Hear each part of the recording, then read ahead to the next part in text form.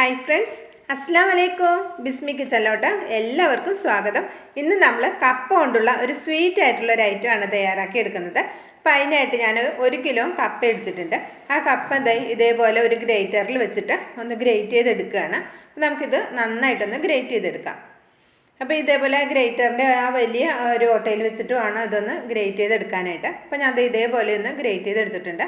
അപ്പോൾ നമുക്ക് ബാക്കിയുള്ളതും ഇതേപോലെ തന്നെ ഒന്ന് ഗ്രേറ്റ് ചെയ്തെടുത്തിട്ടുണ്ട്. അപ്പോൾ അതൊരു പാത്രത്തിലേക്ക് മാറ്റിയിട്ടുണ്ട്. ഇനി നമുക്കിത് ആവിയിലൊന്ന് വേവിച്ചെടുക്കണം. അതിനായിട്ട് ഒരു ഇടിച്ചെമ്പിൽ കുറച്ച് വെള്ളം വെച്ചിട്ട് ആ ഓട്ടയുള്ള തട്ടൊന്ന് വെച്ച് കൊടുത്തിട്ടുണ്ട്.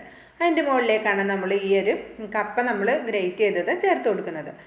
ഇത് ചേർത്തതിന് ശേഷം നമുക്കിതൊന്ന് അടച്ച് വെച്ചിട്ട് ഒരു 5 മിനിറ്റ് മാത്രം ആവി കയറ്റിയാൽ മതി കേട്ടോ. അപ്പോൾ ഇതിങ്ങനെ ചെറുതായിട്ട് നമ്മൾ ഗ്രേറ്റ് ചെയ്തതുകൊണ്ട് പെട്ടെന്ന് വെന്ത് കിട്ടും. പിന്നെ അതുമല്ല, ഇത് തിളച്ചാലുടനെ വേകുന്ന കപ്പയും കൂടിയാണ്.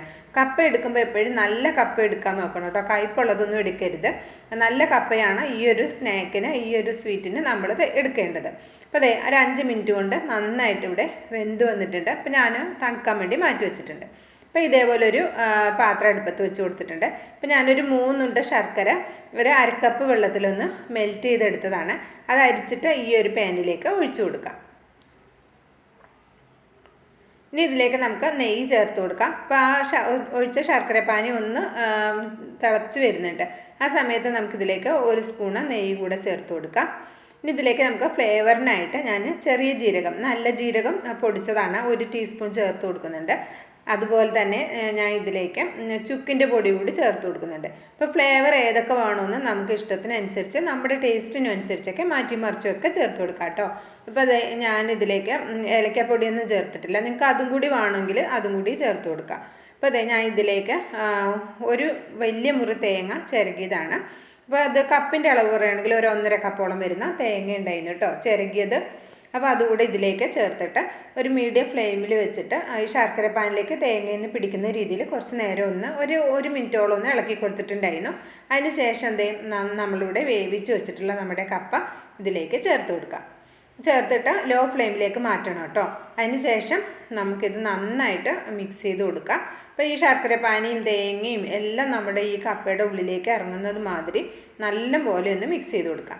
പിന്നെ മധുരം നമുക്ക് ടേസ്റ്റിനനുസരിച്ചൊക്കെ ചേർത്ത് കൊടുക്കാം കേട്ടോ. അപ്പോൾ എനിക്കിത് ഉണ്ടാക്കി വന്ന സമയത്ത് കുറച്ചൊരു മധുരം കുറവ് മാതിരിയാണ് തോന്നിയിരുന്നത്. അപ്പോൾ നിങ്ങൾക്ക് കുറച്ചുകൂടി മധുരം ചേർത്ത് കൊടുക്കുന്നുണ്ട് കേട്ടോ. കുറച്ച് നല്ല മധുരത്തിൽ കഴിക്കുമ്പോഴാണ് കുറച്ചുകൂടി നല്ല ടേസ്റ്റ് ഉണ്ടാവുക കേട്ടോ.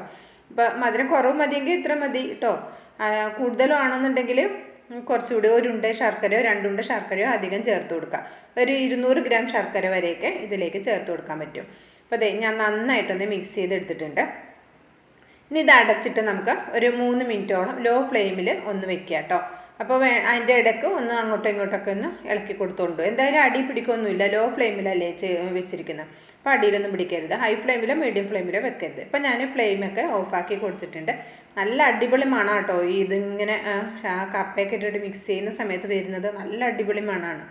അപ്പോൾ ഞാൻ ഇതേപോലെ ഒരു ഗ്ലാസ് ബൗളിലേക്കാണ് ഇത് സെറ്റ് ചെയ്യാൻ വേണ്ടി വെക്കുന്നത്. ഇത് ഇപ്പം നല്ല ചൂടോടുകൂടിയാണ് വെച്ച് കൊടുത്തിട്ടുള്ളത്. ഇനി ഇതിലേക്ക് ഞാൻ ഗാർണിഷിങ്ങിനായിട്ട് ഒരല്പം കാഷ്നട്ട് കൂടെ വെച്ച് കൊടുക്കുന്നുണ്ട്. ഇതൊന്നും ആവശ്യമില്ല, ഒരു ഭംഗിക്ക് വേണ്ടി മാത്രം ചെയ്ത് കൊടുക്കുന്നതെന്ന് മാത്രമേ ഉള്ളൂ. ബാക്കി കുറച്ചുണ്ടായിരുന്നു കേട്ടോ ഇതിൽ. അത് ഞാൻ വേറൊരു രീതിയിലും കൂടി ഷേപ്പ് ചെയ്ത് എടുത്തിട്ടുണ്ട്.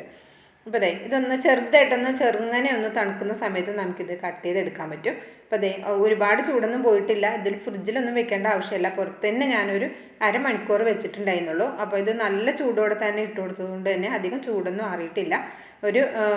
ഒരുവിധം ചൂടൊക്കെ ഉണ്ട്. ഇപ്പം ഞാൻ വേറെ ഷേപ്പ് എന്ന് പറഞ്ഞാൽ നമ്മുടെ അളവ് കപ്പില്ലേ, അതിൽ ഞാനൊന്ന് ഇട്ടിട്ടൊന്ന് ഷേപ്പ് ചെയ്തെടുത്തതാണിത്. അപ്പോൾ ഇങ്ങനെ വേണമെങ്കിലും നമുക്ക് ഷേപ്പ് ചെയ്തെടുക്കാം. അപ്പോൾ ഇതൊക്കെ നമ്മുടെ ഇഷ്ടത്തിനനുസരിച്ച് ചെയ്യാം കേട്ടോ. അന്നില്ലെങ്കിൽ ഒരു പാത്രത്തിലേക്ക് ഇട്ടിട്ടൊക്കെ 1 സ്പൂൺ കൊണ്ട് കഴിക്കാനും നല്ല ടേസ്റ്റിയാണ്. അപ്പോൾ നമുക്കിതൊന്ന് കട്ട് ചെയ്ത് നോക്കാം. അപ്പോൾ നിങ്ങൾക്ക് ഇഷ്ടമാകുകയാണെങ്കിൽ ട്രൈ ചെയ്ത് നോക്കണം. ട്രൈ ചെയ്ത് നോക്കിയിട്ട് നിങ്ങൾ അഭിപ്രായങ്ങൾ അറിയിക്കാൻ മറക്കരുത് കേട്ടോ. ലൈക്ക് ചെയ്യാനും മറക്കരുത്. പിന്നെ നമ്മളൊരു പുതിയ ചാനൽ തുടങ്ങിയിട്ടുണ്ട്, സമാമ വേൾഡ്. അതിൻ്റെ ലിങ്ക് ഞാൻ ഈ ഡിസ്ക്രിപ്ഷനിൽ കൊടുക്കാം. നിങ്ങൾ ഇത് സപ്പോർട്ട് ചെയ്തതുപോലെ തന്നെ ആ ഒരു ചാനലിലും എൻ്റെ ഒപ്പം നിൽക്കണം കേട്ടോ. അപ്പോൾ സപ്പോർട്ട് ചെയ്യണം. പിന്നെ ഇൻഷാ അല്ലാഹ് അടുത്ത നല്ലൊരു അടിപൊളി വീഡിയോ വരുന്നതുവരെ എല്ലാവർക്കും നന്ദി, നമസ്കാരം. ഒപ്പം തന്നെ ഇതിൻ്റെ അഭിപ്രായം അറിയിക്കാനും മറക്കരുത്.